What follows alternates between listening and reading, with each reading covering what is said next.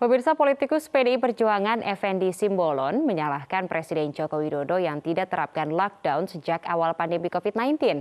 Namun Presiden mengklaim kasus COVID-19 di Indonesia bisa direm dengan penerapan PPKM darurat. Dan putrinya positif corona.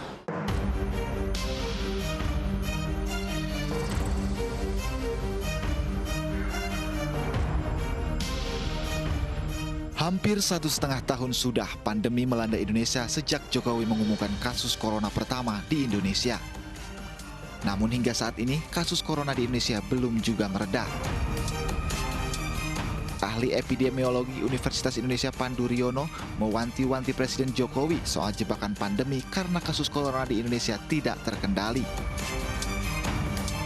Melalui akun Twitternya, Pandu menyebut Indonesia sedang menuju jalur jebakan pandemi yang semakin dalam dan semakin sulit keluar.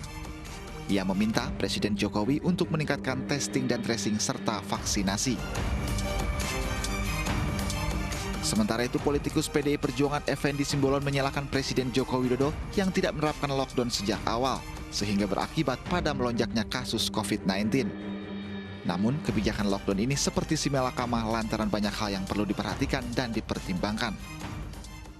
Selalu yang kita jalankan adalah sisi kesehatannya bisa kita tangani, tapi sisi ekonominya juga pelan-pelan harus dijalankan. Nggak bisa kita tutup seperti negara lain lockdown. Lockdown itu artinya tutup total. Kemarin yang namanya PPKM darurat itu kan namanya semi lockdown, itu masih semi saja. Saya masuk ke kampung, saya masuk ke daerah, semuanya menjerit minta untuk dibuka. Saya kira Bapak Ibu juga sama, mengalami hal yang sama kan. Pemerintah juga mengklaim penerapan PPKM darurat Jawa Bali yang dimulai 3 Juli 2021 berhasil mengerem lompatan kasus COVID-19 di Pulau Jawa. Hal itu dibuktikan dengan menurunnya keterisian rumah sakit Wisma Atlet dari semula hampir penuh menjadi 38%. Tim Liputan iNews melaporkan.